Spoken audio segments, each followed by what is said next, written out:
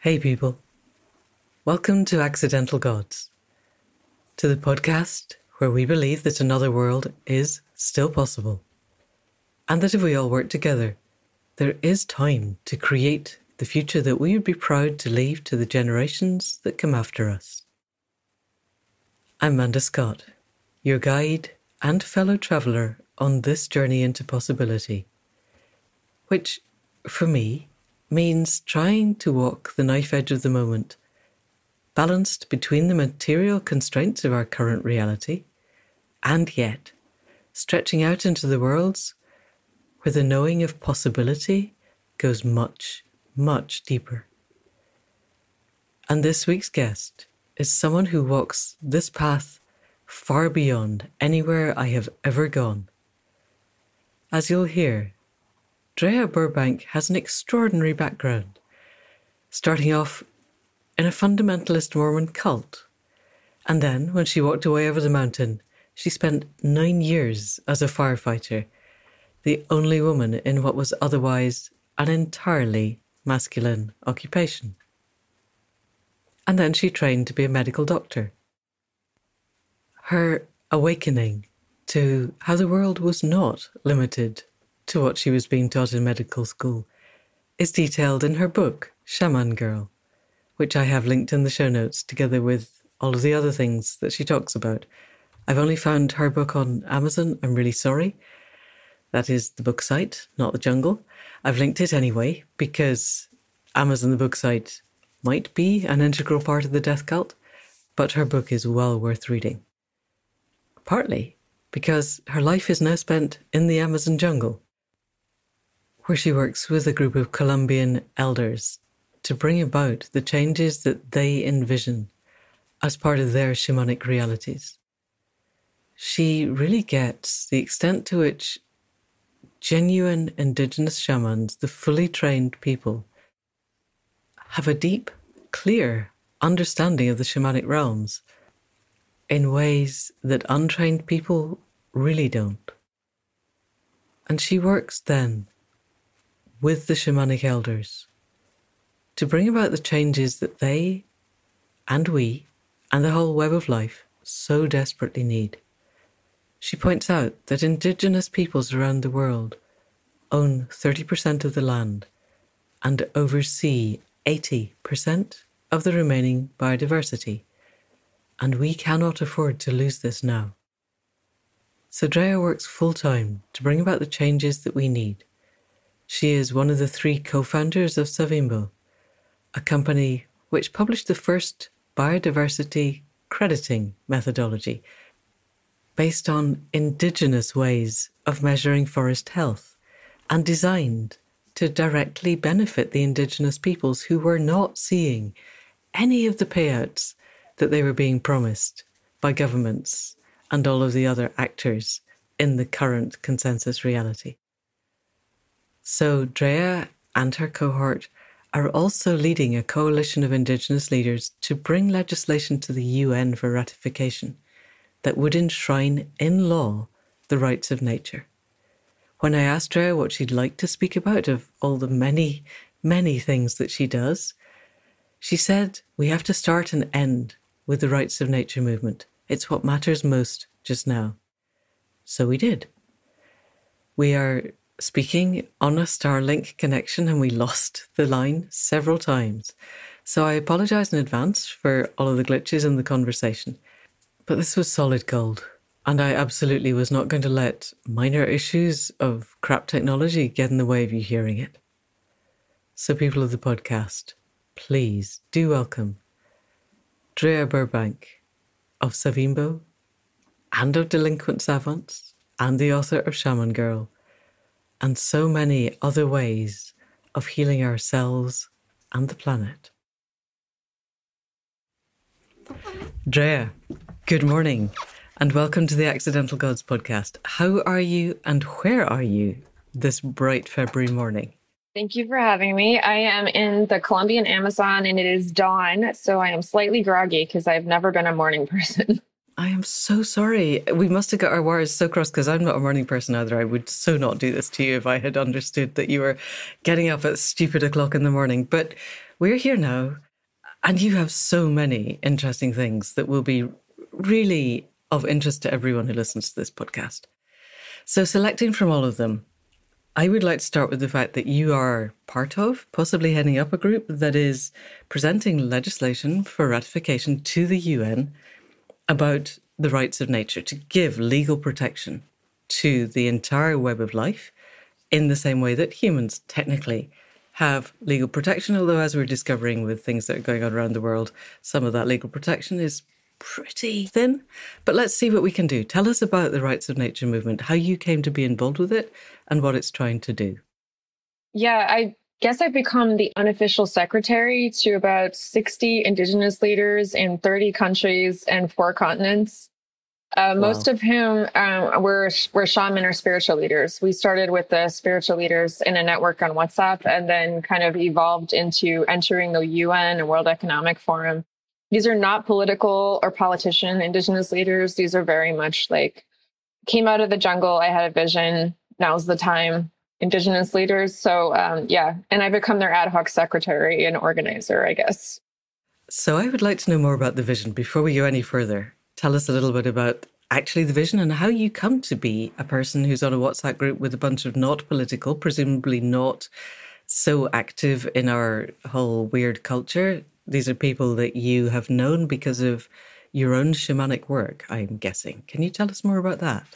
Yeah, I would describe myself as a Western shaman. In other words, I have the energetic signature and I have the involuntary spiritual pathways, but they were not at all related to traditional Indigenous shamanism. When I left Western medicine, I became really interested in other forms of healing. And so I talked to many different kinds of healers, and I ended up down in the Colombian Amazon doing ceremony with a traditional Colombian group. So 4 shaman that worked together for many years and trained in traditional pathways, both Kofan and Piahau, Indigenous groups. And they have an interesting mechanism down here when they want assistance in kind of bridging to the Western world. So they just give every white person they meet a ton of yahe. And the first person that's lucid, they hire them as kind of like a cultural lawyer. They're like, okay, your job now is cultural lawyer. And I was like, I was right in between work, and we just finished a huge consulting gig, and I had some time. So I was like, okay. And they were like, we're going to ask you to solve a problem for us. And it was, why haven't we gotten paid for conservation in 20 years? Whoa. And I was like, I don't know, I'll figure it out. So, and then they were like, okay, and we want a business and we want no strings attached conservation funding from the business. And the business has to be able to compete with mining, logging, and petroleum. These guys really knew what they wanted. And had they found that out of their own visions, or had they just sat down and worked out with their heads? Was this a shamanic expression of something, or was it logistical, or are these not distinguishable in the world that they inhabit? I would say these are fully expressed shaman in the sense that they were like licensed. When I look at shamanic training, I compare it a lot to Western surgical training. So it's usually about 15 years. It has similar pathways in that you do some time in the closed path, some in the open. So you spend part of your training in like cloistered and then part of your training in practicum, and then you complete. So these guys were all fully expressed shaman, and in that way they had really 2 sides to their lives. One was doing ceremony, but the other one was very competent real world action of many kinds: community organizing, business, running businesses, construction, you name it, they could do it. There's a book that I really like called Shaman Healers and Medicine Men by Halger Kawait, and he describes the same thing. Like, someone's not a fully expressed shaman unless they are really, really good at being alive. Like, you want your car fixed, bill paid, kid watched, anything done, they're going to be good at that too. Right. So they came up with the business requirements because of several failed businesses in the area. Okay. Failed businesses in the area of conservation, not failed businesses of mining and cattle ranching. No, this is in the region we work in. So we're in former FARC territory, and it has a number of economic walls around it that have created a lot of illegal economies because there's no viability for non-illegal economies. So everything from roads not being created to whatever. They had done 4 or 5 businesses on their own. And Okay. they'd been unable to make them successful, and they didn't really understand why. But as somebody who'd spent a lot of time in global business, I could see how they had been artificially walled in and restricted from accessing global marketplaces. Right. So I have two pathways I want to take. I'm going to ask you both questions and we'll see which way we want to go. First of all, I would like to know about your medical past and how you made the shift from being within the regimented structure of Western medicine to where you are now. My second question is a bit more about the underlying thoughts behind Indigenous leaders in Colombia. I live in a world where the predatory capital death cult is a really bad thing, and yet we still all inhabit it.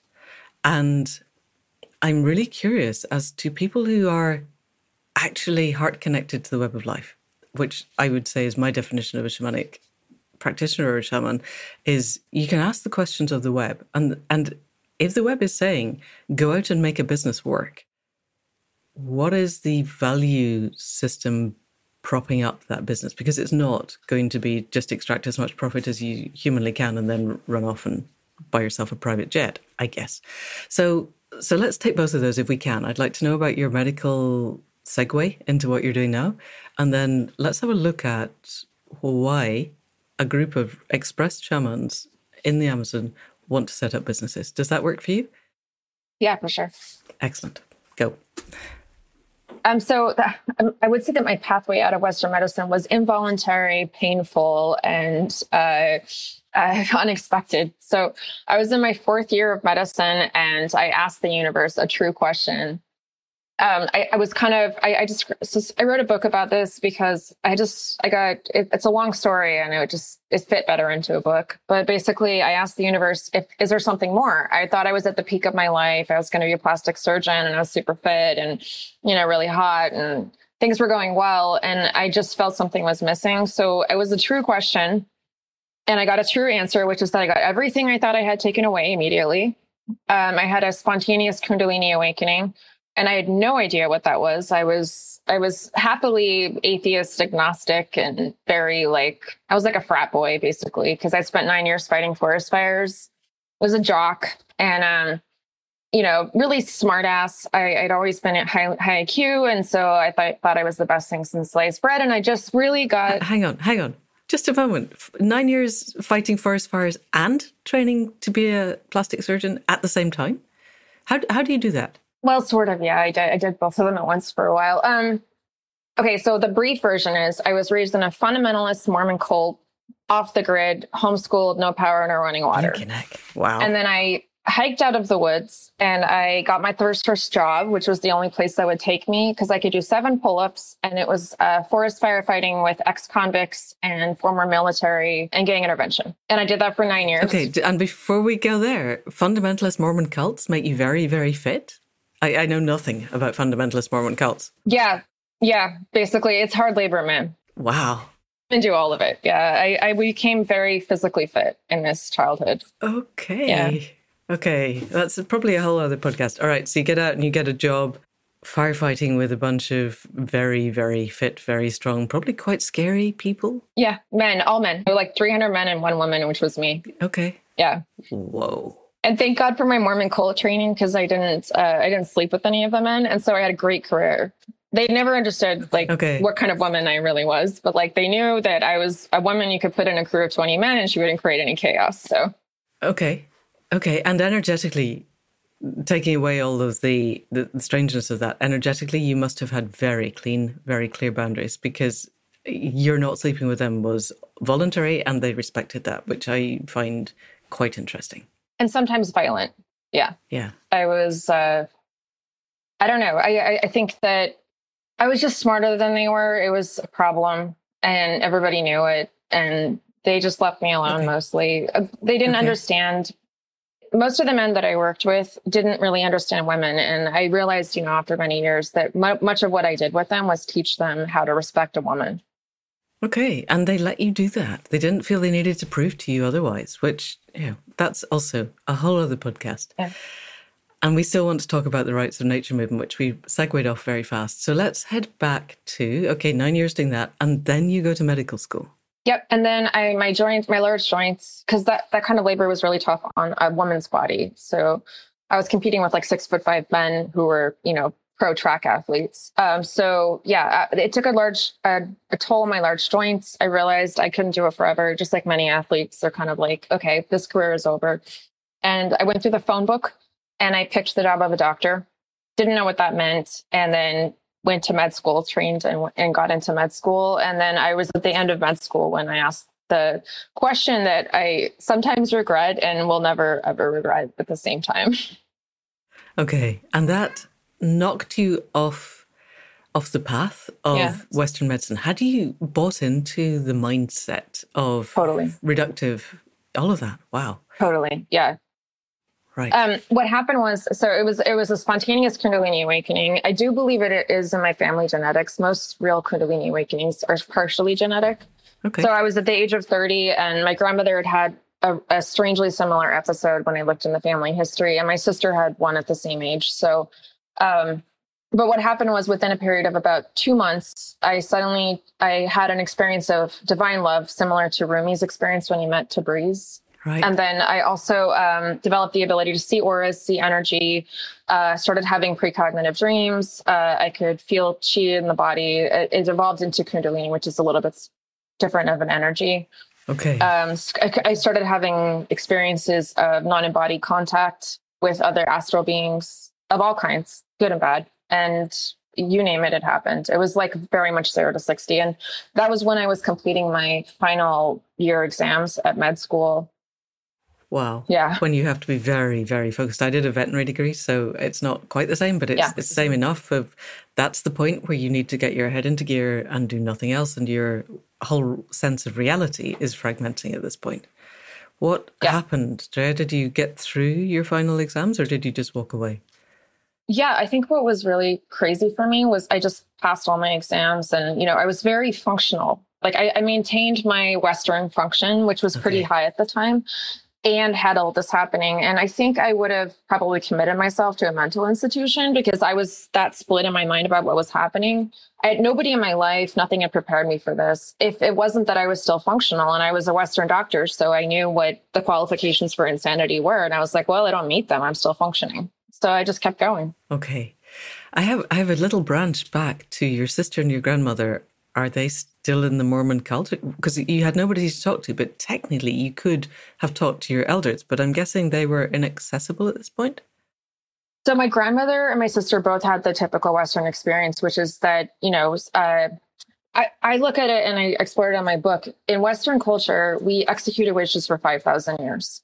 It's not that we don't have shaman, it's that we literally tried to scourge them from our genetic lines. And so the penalty for being a normal shaman in a Western culture is you get declared insane, you're put into a hospital, your kids are taken away. And that happened to both my grandmother and my sister.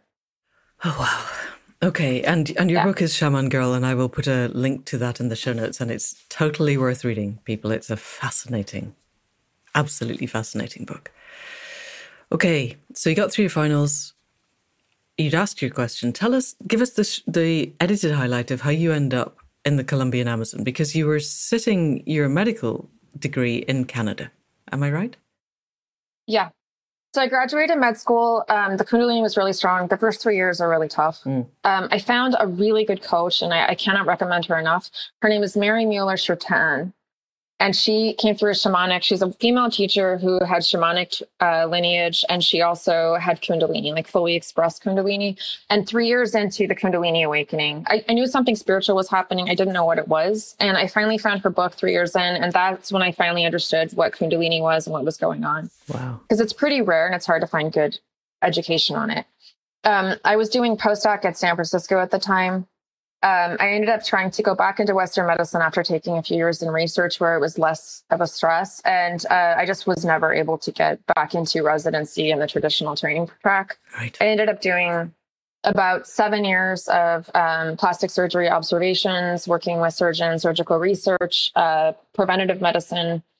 And at the end of it, I was in a really bad residency in Texas. And I met a patient who they were mistreating, and it came down to this very clear choice. Are you going to mistreat a patient or are you going to leave Western medicine? Wow. And for me, that's what happened. And then I was like, well, I'm going to leave. Okay. All right. And then you headed to Colombia, where you were shadowing a priest and a Western woman. Is that the time span? Is that the time scale? No, that was about 10 years ago. And then I created a consulting company for high IQ people to work between hard science and emerging tech. And we ended up being a network of 300 people in 15 countries that just did emerging tech, science and research integration. Okay, so this is Delinquent Savants. Yep, Delinquent Savants. Okay, tell us a little bit about that, because I'll put a link to that in the show notes. It's fascinating. Just so we are going to get to the rights of nature, definitely. But take us down the kind of sidetrack of Delinquent Savants and then bring us back to the shamans in Colombia. Well, because I grew up below the poverty line, I was intimately familiar with the classism involved in medical training or, at Stanford and other places that I'd been. Right. I was a smart kid, and so I managed to kind of switch classes. But one of the things that I realized was that while talent is equally distributed, opportunity isn't. Right. So we formed as kind of like the anti-McKinsey, people who had the IQ to be doing the work that McKinsey does, but would never have the opportunities because of social restrictions. So we had a street kid from Uganda who could play any instrument known to man. A bunch of other people with high IQ who were just, very pro-social and egalitarian. And then we had ex-convicts, people who just were restricted from birth or grew up in the wrong class. Right. But were just totally creatively blocked by having to do, like waiters or postal office workers who were really, really bright. Right. And on the website, it says, you know who you are. If you're here, then we've already met in the real world, and this is just the start of an even more enjoyable journey. And you say to people that if they pitch to you, one of your savants will give a completely honest feedback, which is presumably very rare in business. And from that, you'll be able to shortcut a lot of your design process. How does that pan out in the real world? Is there an example that you can give us of someone who's come to you and you've done your savant pitch and it's changed what they do?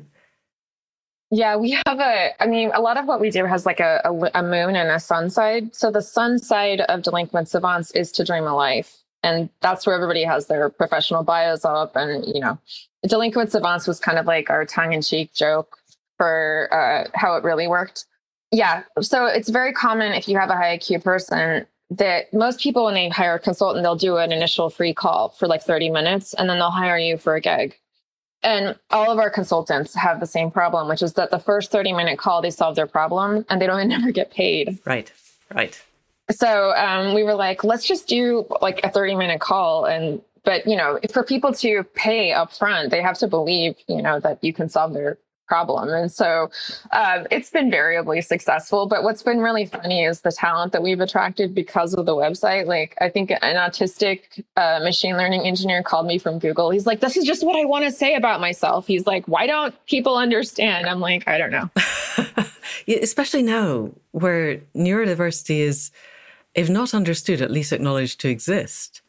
And there's a web. You can connect with other neurodiverse people and see what they're doing. So you're offering, it seems to me, a kind of a haven for people who are super bright and just want to be able to say what they think without all of the social clutter around it. Are you growing? Is this a field where you're getting a lot of people from Google going, I want to join you, I want to be part of this? Yeah, we've been a word of mouth we've been 10 years now. Like I said, we're about 300 people, everything from the nice, clean guys, rocket scientists, Nobel Peace Prize winner, to the, delinquents who, were like, just got out of prison and we're like, okay, we're going to have to keep an eye on you. So hackers, Estonian hackers, you name it, we've got it. We have very clear rules within the agency, and I keep a tight rein on ethics. Okay. And some people who are high IQ have become predatory, mostly through social exclusion. And so you need another high IQ person to keep a really close eye on them. So we're very protective of our clients. But also very protective of your people, I would think, and protective on both sides, because they become predatory, some, because they feel threatened and don't know how to function otherwise. And if you can give them clear boundaries, clear borders, I imagine, then they can let go of the predatory behavior. Is that me projecting, or is that a thing? No, that's totally true. Most of it is just they haven't been parented because there's a book called The Drama of the Gifted Child, and it's about growing up when you're high IQ, you're smarter than your parents. If your parents aren't good parents, and a lot of our consultants had bad parenting or even abusive parenting, then it can just create pathologies that are easy to fix when you're working with an adult. If you know what you're looking at. So I used to have a nanny business for high IQ kids with behavioral problems in San Francisco. Wow. God, you've done so many things. Yeah. But then, that's maybe what the world needs. Alrighty, let's drag this back to the group of shamans who come to you in Colombia and say, we need to make a business that works. Yeah, my favorite consult ever. I'm still really interested in the value system behind that and how you go from being a person of huge integrity to wanting to have a business in a world where, for me, commerce and business are the giant vampire squid wrapped around the face of humanity. Let's just open that up and take it anywhere that you want to go. Yeah. So I think the best place to go, I worked in Uganda a long time with the NGO machine. There's a movie called Poverty Inc. that explores how the charitable industry keeps people in a dependent state. So energetically, we're really big on being, taking the victim, perpetrator, and rescuer and merging that into a wholly functioning human being. And so a lot of times the charitable industry creates victims where they weren't there before. And the shaman here had the same assessment of the situation. They're like, we are not a charity case. We perform a global service and we deserve to get paid for it. And about 80 years or 20 years of nonprofit activism in the Amazon had completely failed to stop the deforestation. They also didn't like the fact that the payments were at will. So what was happening was the Western world was still extracting from the Amazon in terms of mining and petroleum and giving the money back when they felt like it. Right. And they wanted to put a stop to that cycle. So, yeah. And we've been doing conscious business for a long time. That I would say that our consulting agency was really just conscious business. And this is the same consulting agency we've just been talking about, the Delinquent Savants, or another? Yeah. Okay. Alrighty. So how did you and they first make contact? What are you doing in the world so that a group of shamans in Colombia and Amazon know that you are the person that they can contact and connect with? I'm guessing this is to do with cultural competency, which I read on one of your blogs. Yep. Talk us into that. Okay, so I grew up on the Nez Perce Indian Reservation. That's what's called legally in the U.S. And then that was where I started, was in the mountains of Idaho. So a lot of Nez Perce people. And then when I started fighting fire, but wildfires in the U.S. are frequently stopped by Native Americans. And so I was working with 20 different tribes for 3 years in Canada and spent a lot of time in their homes and families just as like a friend. I was the only white girl on the 20-man crew for 2 years. And then when I came, so I already had cultural competency with Indigenous peoples. And then I also trained in Indigenous health in medical school. Okay.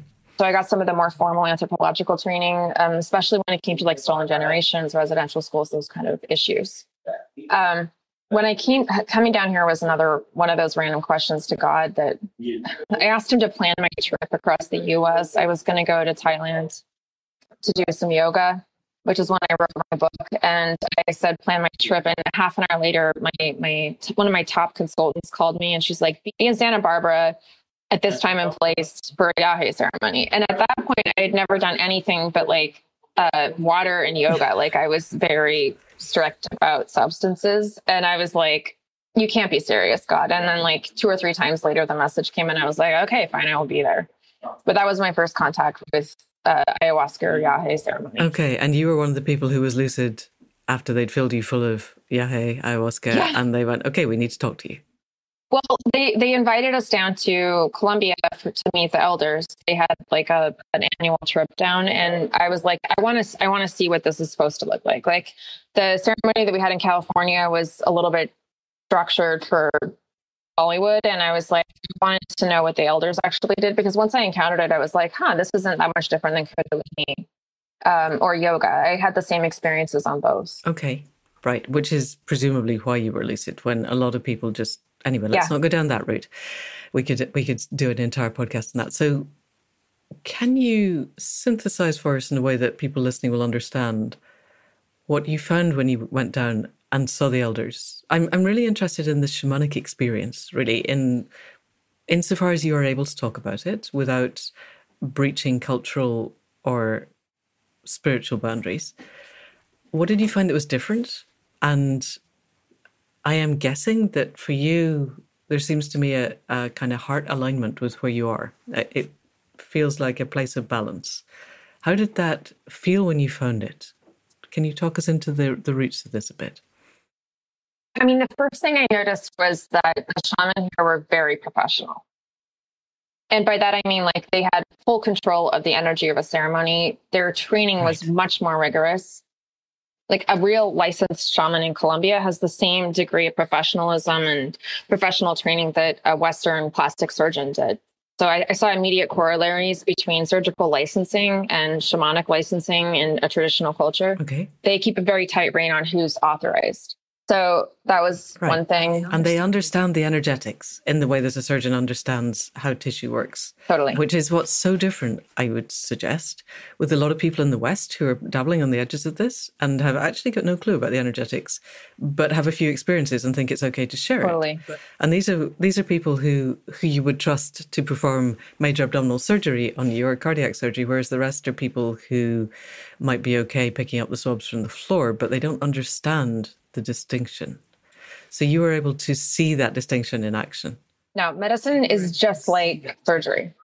Like good ayahuasca is surgery on the consciousness, and you need a competent person. And I strongly recommend that people have respect for a 5,000-year-old lineage that licenses its own doctors. Like, there's a reason this stuff isn't out there. It's the same reason you don't hand the average person a scalpel and tell them, go ahead and operate on the guy in front of you. Yeah, quite. Thank you. You can cut somebody open, but can you put them back together? Yeah. Do you know what you're going to find when you're in there? Yeah. Do you understand how everything fits together? And how can you exactly that, knit them back together again in a way that they will be able to get up and walk and not be permanently damaged? Thank you. Totally. Alrighty. So these are the real deal.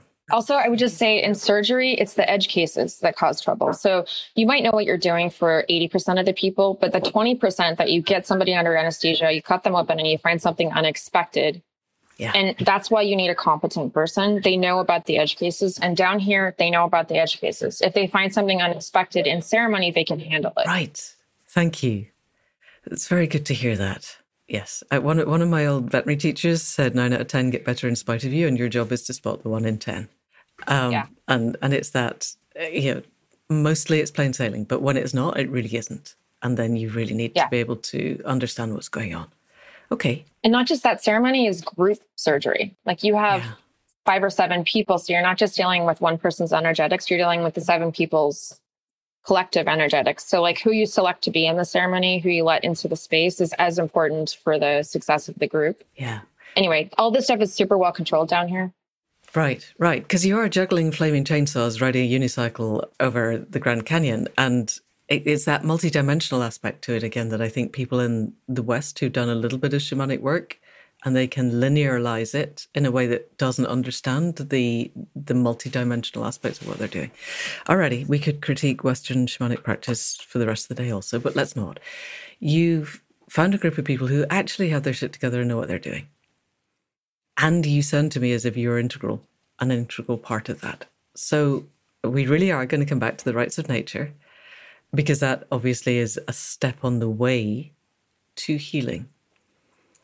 It feels to me, there are a number of things that feel real to me. One is that we're reaching a crescendo where the potential for chaos and extinction is rising exponentially, and yet the capacity of whatever is also emerging is rising exponentially. That 20 years ago, we would not have been having this conversation. And now I'm having this kind of conversation every week. Not exactly like this, but people understanding that things are real now. In ways even 2 years ago, they weren't. Given that my understanding and my expectation and my belief is that genuine shamanic people connect with the web of life, and the web of life has a much better idea what's going on than we do. Where do you and your peers feel we could get to if we understand and work with the shamanic realities? Does that make sense as a question? Yeah, as you're saying, we're at a turning point. And what's the happy path? Yeah. Yeah. I see a lot of the West fascinated with this idea of zombie apocalypse. Yeah. Like all of my friends are constantly watching TV shows like The Rising Dead. And, it's just like zombie apocalypse, zombie. And so much of my work has been to create an alternative story, like in people's minds. Like, what would it look like if we didn't have a zombie apocalypse? What would your life be like? Yes, if we got it right. Yeah. And the reason is, I don't think we get that. We don't get that. That's not what we get. Well, we don't get it because it's not what we're fed. If everyone writing were to write film scripts and books and narratives that were, here, look, guys, this is a possible pathway through to getting it right, we would have an idea that was even possible. But there seems to be part of the death cult that is really wedded to presenting us with all the possible dystopias. And partly because it's really easy. It's not hard. Yeah. So, it's lazy, but it's also, they like it. Yeah, it feels good because, look, we show you how bad it is and you're going to change. And that's manifestly not working. They've been showing us how bad it's going to be for a very long time and we're not any better. So anyway, that's also one of my hobby horses. Let me get off my hobby horse and back to you. So in presenting the potentiality of how things could be right, where does that take you? How are you doing it? How do you see it playing out? How do you feel it? How do your visions tell you it's playing out? Yeah. So first I want to clarify, I am allowed to go to the operating room when I'm down here, but I am not I don't do Yahe. I never adopted their discipline. I'm not in training. I do a different thing. And the thing that I do is complementary. So what I do is a daytime practice. I'm a Western shaman. My skills are conscious business, mental correction. Okay. I handle the daytime world. Okay. I would describe them as a nighttime shaman and I'm a daytime shaman. So I don't even know if they consider me a shaman, but that's what I do for them. So my practice has always been like yoga. And then I really am strongly interested in A Course in Miracles. I do it every day. It's one of the things that I do. And A Course in Miracles talks a lot about how the mentality of death and dying and apocalypse is just pure ego. Okay. Like this whole idea that, endless crawl towards death or disaster is just the ego because the ego knows it's going to die. And so the ego just sees death. And divine inspiration doesn't show you that. It shows you life. And so most of my work is on life. What does life look like? What does post-colonialism look like? Because we're clearly at the end of the colonialism cycle. So I would describe it as we were in a state of extraction for a long time. Industrialized world reached the limits of growth in their area. Then they began extracting from developing nations. So that was colonialism. And now we've reached the end of that. We're at the final limits of growth when it comes to what we can take from the planet and keep it alive. So now all of these extractive forces are really butting up against the final frontier, which is Indigenous land. Indigenous people own 30% of the planet, of the intact planet, and 80% of the biodiversity. And right now we're in a crazy face-off between Indigenous autonomy and preserving Indigenous borders and extractive forces. So every group that we work with, which right now is 60 leaders in 30 countries and 4 continents, has constant multinational incursions on their territory, legal and illegal, sometimes at the point of guns.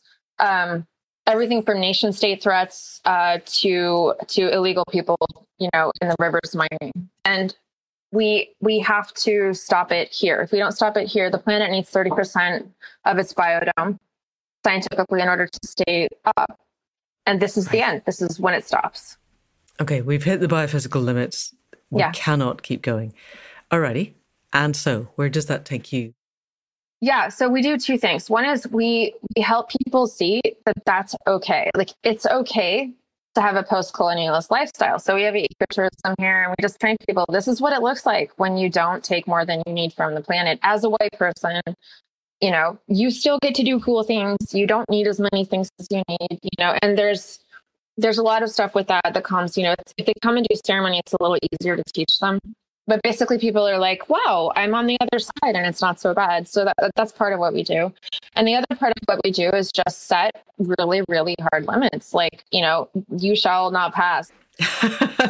Whether it's legal or whether it's, emotional or you shall not pass. Like that is a lot of what we do. Like This is where it stops. But how do you enforce that when they have the guns and the drones and the bombs and they can rain glyphosate from the sky? How do you enforce you shall not pass? Indigenous people are great because my partner Fernando was explaining. He's like, we never just stand in front of the gun. He's like, we just go around behind them and cut the hamstrings. Like we're not like directly in conflict. Right. They had this hilarious episode here where a Canadian company came down and paid the government off, and they put a $15 million piece of equipment to strip mine their river. And they had lost the upfront battles of the legal stuff, and then the machine came down. And of course, Canada would never admit that they're doing that. But and then all the farmers went out that night and they just threw the machine in the river. $50 million gone. Wow. So there's a lot of sabotage and subtle things that they do here. Okay, and yet, every few months we get lists of the Indigenous people who've been trying to protect things who have died. So they're still being wiped out at quite a scary rate. Let's leave that for a moment. I want to take a step back into the helping white, Western educated, industrial, rich, democratic, notionally weird people to understand that it's okay. I had a very interesting minor flame war on Twitter yesterday with someone who said something to the effect of, we need industrial agriculture because otherwise we'll all end up in the past, and the past was horrendous and everybody lived really, really badly. And a number of us were going, yeah, actually, at the point when we were genuinely forager hunters, it was okay. And no, definitely, obviously, it was terrible. We all lived in caves and it was horrible, and we cannot possibly go back to that. How do you find the people who come and experience the world as, in a non-industrial life and then go back? Are they able to take with them the reality they've experienced, or do they just cross the boundary, cross through the veil and go back into industrial life, and it's like they've been on a camping holiday and we had a good time for a couple of weeks and now we're back and everything goes on as usual?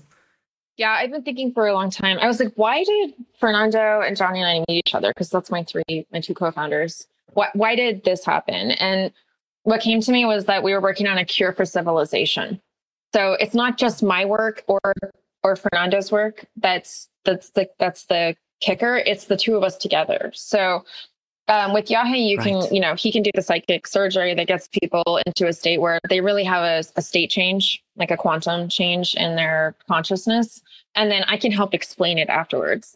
I'm like somebody who can talk to the conscious mind a month later, and they come back and they're like, oh, that's what happened. That's what's changing. So like I said, nighttime and daytime kind of interventions. Okay. And you can anchor it for them in a reality that their conscious waking mind can wrap around, so that it doesn't just become a set of dreams that they have. Yeah. And the way that I woke up is how I developed that ability, because when I woke up, there was nobody around me that knew what was happening. Nobody who lived in spiritual reality. So I had to battle it out in my own head for about 3 years. Like, am I crazy? Am I not crazy? What is crazy? What is sane?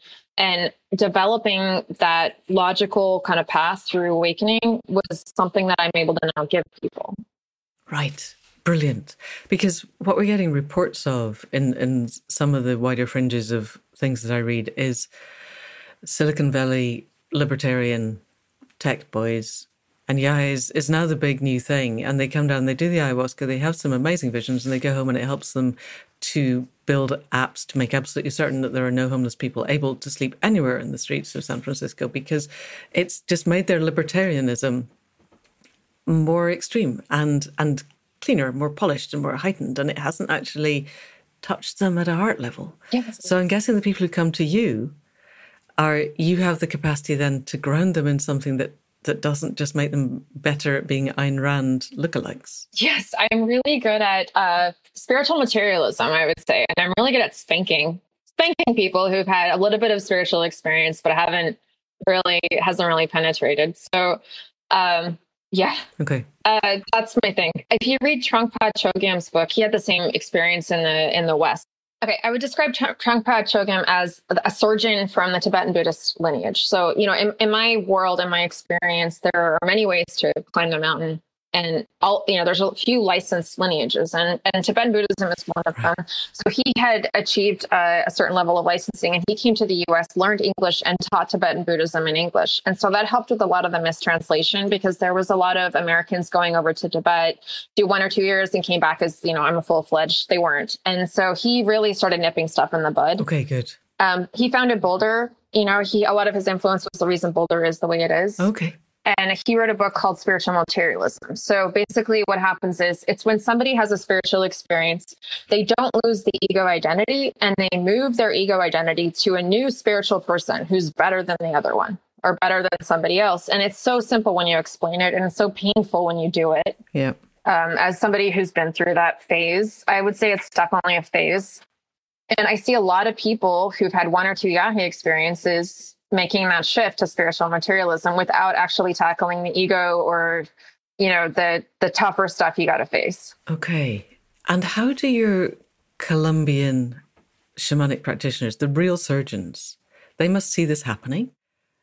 I am guessing, okay, I'm going to go back a little bit to the 80s, when some of the Native American Indigenous teachers, we would call them shamans, started coming to the West, over to the UK, to teach us, because their guides, their gods, had said to them that they needed to start teaching white people, because otherwise we were going to destroy the world, which back in the 80s was quite visionary. And there was a very narrow window of 4 or 5 years where they were doing this. And then, exactly as you said, we had people who'd, met them once and then set up, and we'll charge you $1,000 and teach you to be a shaman in the weekend. And they realized this probably wasn't going to work out exactly as they thought it had, because they didn't realize the extent to which people just were not going to respect the traditions and give it the 15 to 20 years of training. And yet, it's given a lot of us the tools to reconnect with the gods of the land. And I'm not pretending that any of us are fully fledged psychosurgeons, but we're at least able to use the tools to connect and to build something. In the visions of the elders that you work with, is there a strategy? Working with you is obviously part of it, to bring a genuine connection to a wider number of people, because it feels to me that there is a tipping point possible, and I don't know how many people that tipping point is, but it's more than we have at the moment. And yet, I think it has to be within reach, or else why are we doing what we're doing? Do you have conversations along this line at all, or is that just too far out for what's okay? All the time. So one of our issues is, one of the solutions that we came up with collaboratively was, a lot of the Indigenous groups want to do ecotourism. And we know that it's beneficial because it brings resources for the right reasons, of people coming to birdwatch or whatever. But the question is, what kind of person can you put into an Indigenous group and it's safe? So we've been doing a post-colonial ecotourism training program. And you could call that post-colonial ecotourism, or you could call it deal with your fucking problems with extractionism for real, or else you're not allowed to go. Okay. You shall not pass. And so in order for somebody to go visit our Indigenous leaders as an ecotourist, they have to get past me first. And with the first thing, we do some hardcore training. Like, if they cannot figure out their inequality living here, like, how they eat, how they talk, how they handle themselves, they're not allowed to go to our other sites if they don't get the Savimbo pass. And the Savimbo pass has become a really important thing. Wow. Because when somebody gets the Savimbo pass, the other groups know that person's not going to create havoc in my village. Right. They actually get it, and they're a decent human being. Yeah. And then when they go back into the Western world, how do these people adjust? Because the culture shock of ending up back in anywhere that's in the kind of dead dream of consensus reality is horrible. I mean, it's bad enough when we do a weekend and we send people away, and it's like, drive back slowly, take yourself back into consensus reality very gently, because it's going to be a lot harder than you think. You've gone further than you understand, and you've gone a lot further than we understand. How is that panning out in the real world? So that's what my book is for. Most people who have a real change go back, they lose their job, their relationships, and it is a non-trivial effect of actually waking up. You will experience a Job-like crisis is the best way to describe it. And don't sugarcoat that. things that need to end will end. Okay. And the best thing, the reason that I exist and my friends exist and like these solutions exist is to have a soft place to land. Okay. Because you need somebody to say, it's okay, it'll be all right. You're going through a transition. This is not the end of the world. You're not crazy. All the stuff that people need to hear in order to make the transition successfully. Okay. I say it's like moving from a child to an adult. Like, it's a harder reality. Adulthood is tougher than childhood. There are bigger issues at stake and you need more responsibility. And there's a teenage period where you're just trying it out. You're not good at it. And that's okay too. Yeah. And Francis Weller talks about the trauma culture, Western culture, and the initiation culture. And the difference between them is that the initiation culture has a contained encounter with death, which enables the initiate, who's often a teenager, adolescent, to come to the edges of themselves and find, first of all, the humility of asking for help, and second, that help is there if you ask in the right way. And it seems to me that you're offering this contained encounter with death. In an initiation culture, the individual then goes out into a world where they are supported and recognized for who they are. They have the pure respect of being whatever it is that they have found themselves to be. How are your Western people? How do you give them the soft landing and maintain that sense of you have community when if they head back up north into North America or into wherever part of the Western world they live and endeavor to find a new reality for themselves there? How does that actually work out in practice?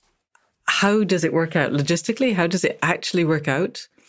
When you've done your soft landing, I was linking it to Francis Weller and his idea of initiation cultures and contained encounter with death, and that in a proper initiation culture, when you've been through the contained encounter with death, you're held by your entire culture, and you can do the holding in the immediate aftermath. But what actually happens when people go home? And you said they lose, their jobs end, their relationships end, but then what? Then are they building a network of awake people? I hate to use the word woke because it's obviously not cool, but do we get a network of people emerging who are being beacons of hope for the rest of us? I'm projecting a lot onto these people now. So here's what I'm going to say about that. I think of the world as the human body. So as a doctor, I started thinking of fractals during my awakening. So I think of individual cells as individual humans, and then the diseases that the human body has as like the diseases I see in society or the world. So it's a fractal. Okay. It's very, countries like the United States are inflamed. There's no other way to describe it. And so in an inflamed situation in the human body, let's say you've got an infection or something, but more importantly, like really inflamed wound, what happens is the wound tries to heal itself, like cells try to grow and start over, but the environment is so toxic that it kills the regrowth. Yeah. So it's like a cycle that's continuing. So I would say that anybody who wakes up in the U.S. has to be very tough, because many people in the U.S., there's a constant cycle of regrowth and like intrinsic healing, people waking up, wanting to do better, things like that. But the society is so inflamed that oftentimes they're too fragile when they first start to heal. And so they need to go somewhere else at minimum. It's not a good place to wake up. It's a very inflamed location right now. Okay. And does that apply to everyone, not just the US? But I'm thinking we can't in the end expect everyone who wakes up to come to Colombia, or Colombia is going to be quite full of people that maybe not going to be doing much use in there. How would you recommend the people who wake up, if they can stay where they are, to stay sane, stay awake, stay engaged, stay whole? Well, I think most people will have to go to some place that's safe. And so a lot of people, like a lot of my people, I wouldn't call them students, but people who talk to me, I'm like, okay, you need to relocate. You're in the wrong you're in the wrong place. What happened to you was good, and you're not in a safe place. You need to like find a neighborhood nearby, or a different place to live, or a different job. So it's not uncommon that people are going to have to relocate to a little bubble where they can kind of come to terms with what's going on. Okay. You do have to leave the bubble. Like, you can't stay in this like enlightened, everybody, all my friends are super high and I'm super high and everybody else is super crappy. Like, there is a time for the bubble, and then there is a time for not. And Trungpa describes it as the closed path and then the open. So there's a time to get your story straight. Okay. And that's like the monk time, when you're in, you got discipline, you're doing the same thing every day, you're penetrating through. And then there's a time for the open path where you go back and you teach and you start accepting that the world is as it is. Right. And there's not like some, perfect star child universe where everybody's amazingly awake. Like, everybody is kind of like a beautiful person in and of themselves. Okay. Alrighty. Open path and closed path. We can run with that. So we started at the beginning talking about the rights of nature movement. And as we're wrapping up, just tell us what it is and if there's any way that we can help from the outside to bring this to fruition and let it do what it needs to do. Yeah, I'm loving my job right now because on one hand, I'm this like very opinionated, outspoken, female leader, CEO, who calls it like it is. And on the other side, I'm the glorified secretary to all these Indigenous leaders who just kind of like collectively make up their own decisions, and then kind of like all this weird stuff emerges from their conversation. And the last week, they came into the meeting, and we had like a weekly meeting where it's like fireside. So they drop in when they feel like it. They say what they want.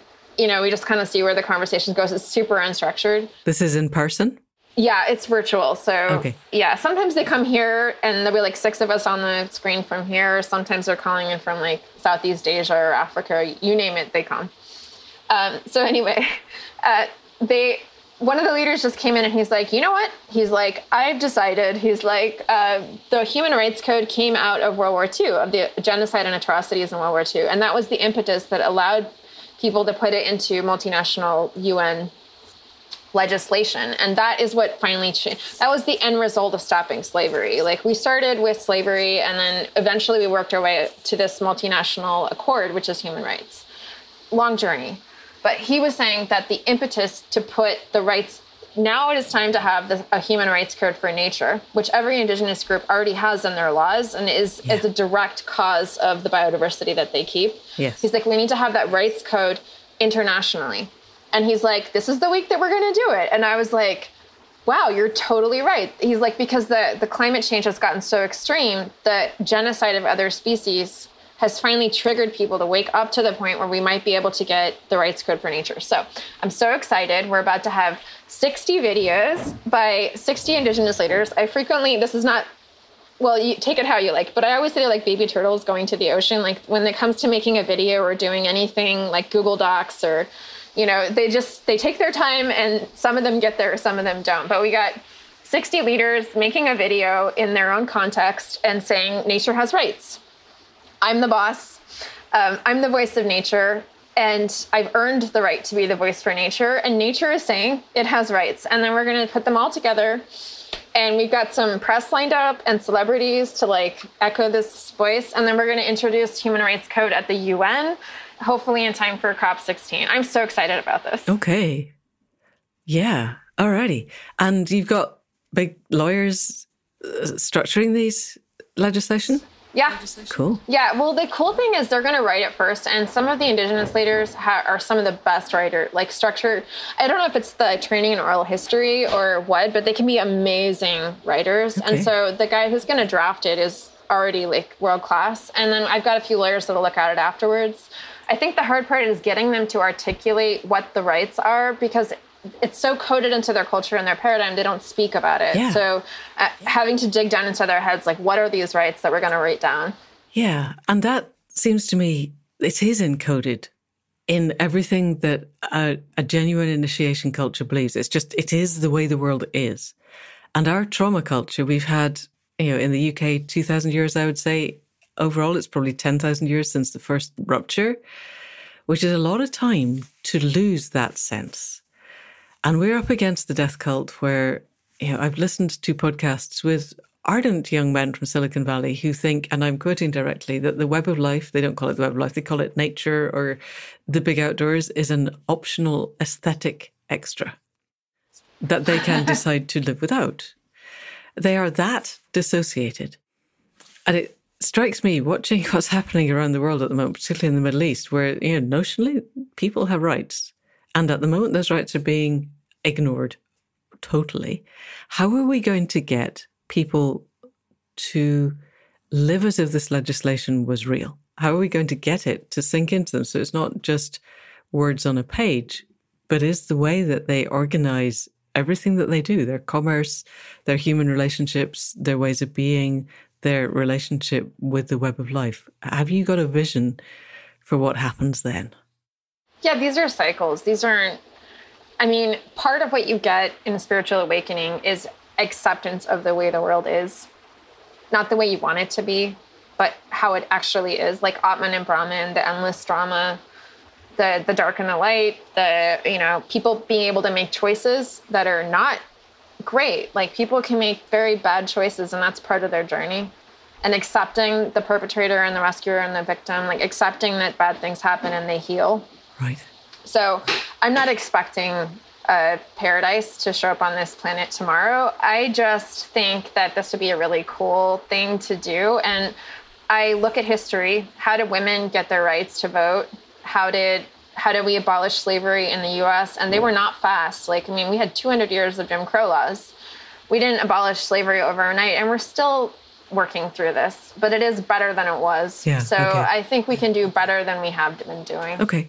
And it starts with people showing up and going, here's a law. And I think there are people at the heights of the UN who get it, who really do, who might be inclined to push this through. And then it's just a question of pushing against the slightly more predatory version of predatory capitalism.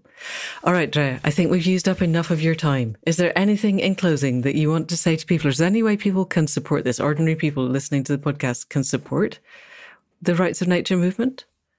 Yes, please follow our channel, Savimbo, Savimbo. Any channel, follow it, like, share posts. The leaders are going to be coming out with these videos, and they really, really need you to forward their videos, like, follow, and share, because they are 6% of the population, and they are not going to be able to do it on their own. They absolutely need bridges. Okay, so be a bridge. Get out there. We will put links in the show notes, and anyone who follows me on any of the various social media, I will tweet the hell out of this. I will push it anywhere that I can. So just pick it up, retweet it, push it out on Facebook, LinkedIn. Faith will do it on Instagram. We'll get it out there as much as we can. Drea, this has been amazing. Thank you so much. And thank you for coping with the tech. I hope it goes well. I hope it all goes through. Grace said you're the best. Thank you so much. And I hope to hear wonderful things. We'll keep in touch. Thank you. Take care. Thanks. Bye. And that's it for this week. Extraordinary thanks to Drea for everything that she is and does, for the connections that she makes, for the way she looks at the world so differently and so deeply, and the ideas that she has and the ways she has of bringing people together. This felt like such an important podcast for now. If you're awake and aware at all, which you must be if you're listening to this podcast, you know how fast we are heading for tipping points. And yet, there are people who are intimately connected to the web of life who are doing things. So as Drea said, if you can connect with Savimbo in any way, and I will put all of the links in the show notes, then when the 60 videos come out, please share them as widely and as enthusiastically as you can. Do anything that you can to help make the Rights of Nature movement get their legislation enshrined into law. And then do whatever we can, all of us, to make those laws have impact, to make them be real, to make them be a part of what our culture does. And then take the time to have the inner space and the outer space, to do the connecting in whatever way you do it, and then go out into the world and be what the web of life needs you to be in this moment, because everything is changing faster than we ever thought it would. And yet, the web of life is still here. We can still connect. There are still things we can do. So please, whatever you can do Be there and do it. And that's it for this week.